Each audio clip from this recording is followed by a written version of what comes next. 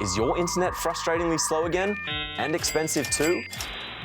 That could change soon. Some countries plan to convince network providers to offer cheaper and faster internet contracts. So let's take a look at how you could profit from that.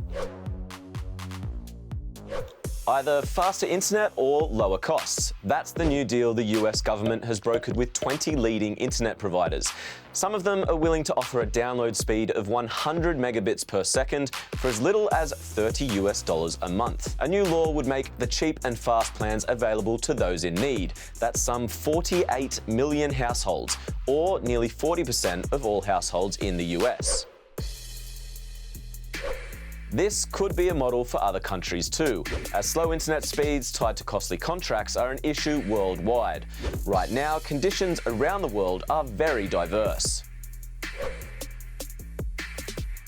Let's look at average broadband speeds first. The median download speed worldwide is 63 megabits per second, with an upload speed of 27 megabits. At that speed, you would take around 12 seconds to download The Wolf of Wall Street from Netflix to your mobile phone using your home Wi-Fi.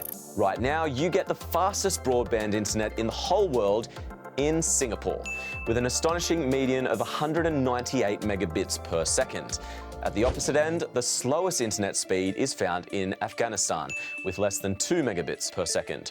You'd have to wait for about 6.5 minutes to download The Wolf of Wall Street, compared to that world average of just 12 seconds. The world truly is divided in terms of internet speeds, as this map shows. The comparison website Cable has found that North America and Western Europe have the highest internet speeds, parts of Asia sit somewhere in the middle, while the rest of Asia, most of South America and Africa have to deal with the slowest broadband internet.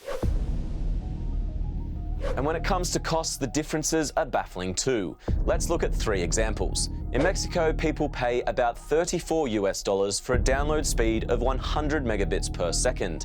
That's a steep 5% of the average monthly income. It gets even more expensive in India. $11 for the same speed sounds cheap at first, but that's actually 7% of the average monthly income.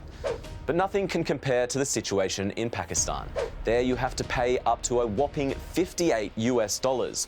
That's an unbelievable 54% of an average person's monthly income.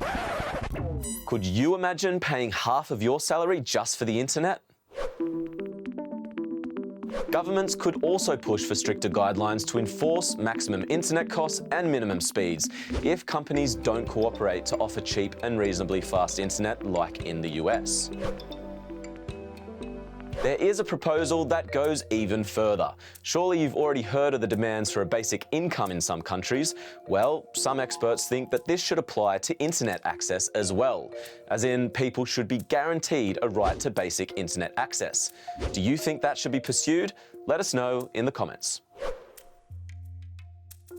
Now, putting aside the question of cheap or expensive internet, always remember that you're privileged to even be watching this video. Some 37% of the world's population doesn't have access to the internet at all. But that digital divide is a completely different issue. Right now, the US government's New Deal is a first, but it's not unlikely that other governments will adapt similar policies. We'll keep a close eye on developments for you, so stay tuned and see you next time.